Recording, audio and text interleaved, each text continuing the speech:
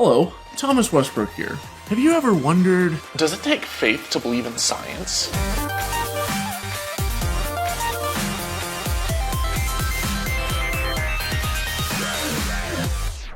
When someone makes any kind of claim, your potential responses to said claim fall on a spectrum ranging from blind faith, accepting everything that they say without a shred of evidence, to rigorous scientific inquiry, performing experiments and testing and retesting the claims.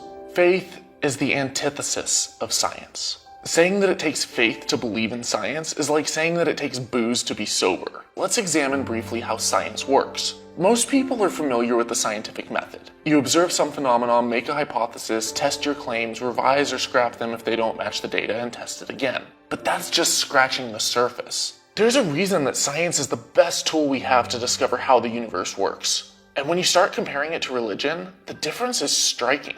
Religion starts with an emotionally charged assumption and works backwards from there, trying to prove the assumption while falling prey to confirmation bias. In other words, if it does test its assumptions, its focus is weighted towards the hits while ignoring the misses. They don't even try to hide their agenda. Take, for example, Answers in Genesis, the multi-million-dollar tax-free religious organization focused on promoting young earth creationism. The same people who built a modern Noah's Ark to try to prove that the flood was for realsies. In plain view on their website is a statement of faith that all of their employees have to agree to, which blatantly states, and I quote, "By definition, no apparent, perceived, or claimed evidence in any field, including history and chronology, can be valid if it contradicts the scriptural record." Jesus! That's a little dishonest. They're not kidding either. The head of AIG debated Bill Nye, and here's how it went down. What, if anything, would ever change your mind? Mr. Nye? We would just need one piece of evidence. We would need the fossil that swam from one layer to another. We would need evidence that the universe is not expanding. We would need evidence that the stars appear to be far away, but they're not.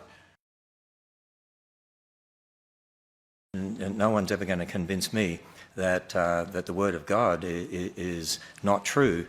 So you don't care about the truth? Science encourages doubt, but religion discourages doubt, even going so far as to call it sinful, because they don't want you to question. If something in religion doesn't match reality, you're told that God works in mysterious ways. Because science is an active living process, it's self-correcting. So while it's true that scientists make mistakes sometimes, it's the scientific method that finds and corrects those mistakes, pushing you closer to the truth. Creationists are quick to point out known scams from a century ago, like the Piltdown Man, which was a forged intermediary fossil comprised of bones of several different species meant to fool scientists. But what they don't tell you is that it was science that exposed it as a fraud. That scientists, some of whom were skeptical from the get-go, examined it closer because it was inconsistent with all of the real fossils we'd found. In other words, because scientists uncovered and thoroughly studied so many transitional fossils, the Piltdown Man stood out. They noticed it was inconsistent with the evolutionary path that all of these fossils pointed to. That's not a flaw in science. That's the kind of self-correcting mechanism that should be considered as one of science's crowning achievements, and all the more reason to trust it. Whereas there are at least 30 nails that various Catholic churches claim were used in the crucifixion of Christ. If that's not a forgery epidemic, then they really nailed the crap out of him. But religion will never uncover fact from fiction. It can't update itself because its doctrines are set in stone. Claiming to be unchangeable final revelation is the most surefire way to guarantee eventual obsolescence. Religious claims and fantastical miraculous stories are never replicable. But if a scientific study can't be replicated, it's thrown out. The most notable example of this was the Fleischmann-Pons experiment in 1989 that claimed to have discovered cold fusion.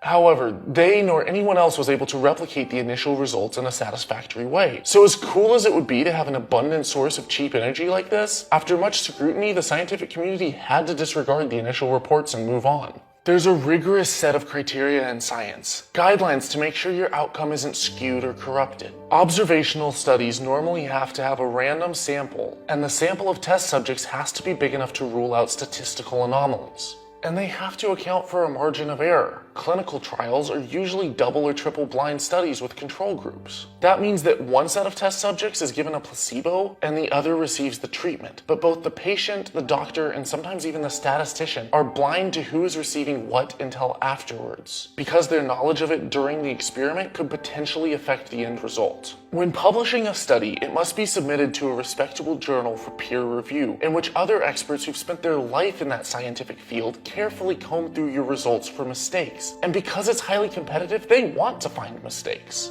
which encourages everyone to be extremely accurate and careful in how they conduct their research. Proving a long-standing theory wrong and offering a replacement that fits all the evidence is how you win Nobel Prizes. People are literally encouraged with massive cash prizes to tear down and replace the foundations of science, if they can. Because science is constantly coming up with new tools and better instruments to make more accurate observations, when a long-standing theory in science is replaced, which is rare, it's replaced with something better and even more accurate and precise, making science more reliable the longer it's around. Religion is never tested like this. In fact, we're encouraged not to test it, but it declares itself to be accurate rather than relying on outside scrutiny and observation. No matter where you are in the world or how you've been brought up, science works consistently for everyone. The force of gravity operates the same for me as it does for you or a kid in Nairobi. Religion varies widely depending on what part of the world you're raised in and what superstitions your parents indoctrinated you with.